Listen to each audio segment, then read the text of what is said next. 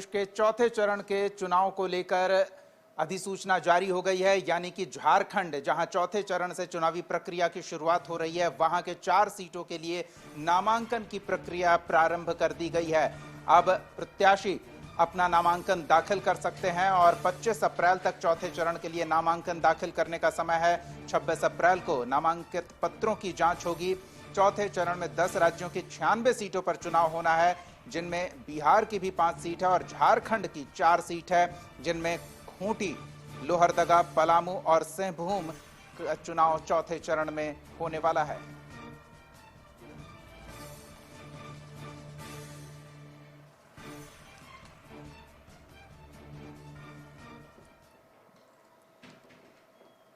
तो 4 सीटों पर चुनाव होना है और इसमें लोहरदगा की अगर बात करें तो यहां मुकाबला दिलचस्प होने वाला है, क्योंकि बगावती सुर पार्टी के नेताओं के देखने को मिल रहे हैं। लोहरदगा से सुखदेव भगत जहां INDI अलायंस कैंडिडेट चुनावी मैदान में है, तो उन्हें पार्टी नेता की ओर से ही बगावती तेवर दिखाए जा रहे हैं। चमरा लिंडा ने 22 अप्रैल को नामांकन दाखिल करने की घोषणा कर दी है और ऐसे में सुखदेव भगत फिलहाल शुभ मुहूर्त का इंतजार कर रहे हैं। सीधे रांची का रुख करेंगे, सहयोगी रुचि हमारे साथ जुड़ रही हैं। 4 सीटों पर क्या चुनावी गहमा गहमी अब बढ़ती दिख रही है, वो जानेंगे। जी रुचि। हाँ, बिल्कुल बिल्कुल दीपक, देखिए जो झारखंड में अगर पहले चरण के चुनाव की बात की जाए तो आज से नामांकन की तारीख यानी कि नामांकन की तिथि जो है वो 23 की अधिसूचना चुनाव आयोग ने जारी कर दी है। और देखिए 4 लोकसभा संसदीय सीटों की बात करें, जिसमें खूंटी, लोहरदगा, पलामू और सिंहभूम है। तो लोहरदगा की आपने जिक्र की कि त्रिकोणीय चुनाव होता हुआ दिख रहा है। इंडिया गठबंधन की तरफ से प्रत्याशी जो हैं वो सुखदेव भगत हैं। वही समीर उरांव की बात करें जो NDA के प्रत्याशी हैं, और वो 24 तारीख को यानी 24 अप्रैल को वो नामांकन भरेंगे। और कई दिग्गज जो हैं उनके नामांकन पर्चा जब भरा जाएगा तो उसमें कई झारखंड प्रदेश के नेता सहित जो केंद्रीय नेताओं के भी आने की सूचनाएं मिल रही हैं। ऐसे में इंडिया गठबंधन की तरफ से जो प्रत्याशी हैं उसमें भी कई दिग्गज जो हैं वो शामिल हो सकते हैं।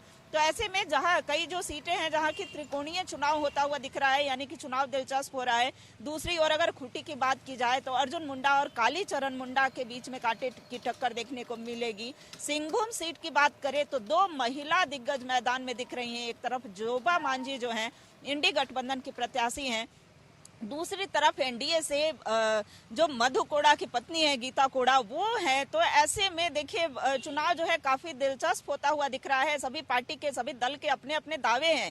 इंडिया गठबंधन का दावा है कि हमारे प्रत्याशी की जो है वो जीत होगी, यानी कि हम जीतने जा रहे हैं। और ऐसे में NDA गठबंधन की तरफ से प्रत्याशी का इस बार विरोध हो रहा है, इस बार परिवर्तन की लहर दिखेगी। दूसरी ओर NDA का दावा है कि 400 पार का नारा झारखंड की, ये सिर्फ 4 सीट ही नहीं, हम 14 सीट जीतने जा रहे हैं। और 400 पार का नारा जो है हमारा जन समर्थन है, यानी जनता का साथ है।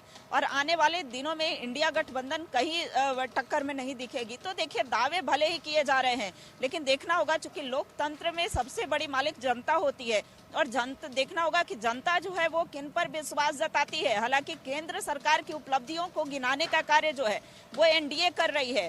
कई मोदी की गारंटी का दावा किया जा रहा है, दूसरी ओर मोदी की गारंटी को फेल जो है इंडिया गठबंधन बता रही है। तो देखना होगा कि इनकी जो तैयारी है, चूंकि देखिए काफी देर से प्रत्याशियों के नाम की घोषणा जो है कई किस्तों में की गई है। इंडिया गठबंधन के तरफ से कई लोकसभा सीटों को लेकर के किस्त वाइज यानी कि 2 सीट और 3 सीटों को लेकर के ऐसे घोषणा की गई है। कई जगह नाराजगी भी देखी जा रही है।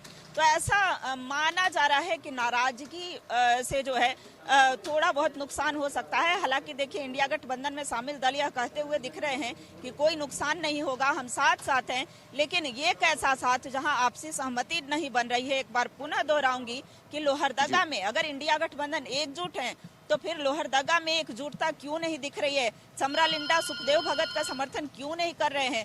तो ऐसी कई चीजें जो है वो सामने आ रही हैं। लेकिन फिलहाल देखना होगा कि झारखंड बिल्कुल रुचि, एक चीज और समझना चाहेंगे, इस चुनावी अभियान की शुरुआत एक उलगुलान रैली के माध्यम से की जाएगी, वो भी चर्चा का विषय है। इसके माध्यम से INDI अलायंस का प्रयास होगा कि तमाम सहयोगियों के बड़े नेता रांची में मौजूद हों और एक माहौल बनाया जाए। इसको लेकर जोर शोर से तैयारी भी चल रही है। CM आवास में आज बैठक भी थी।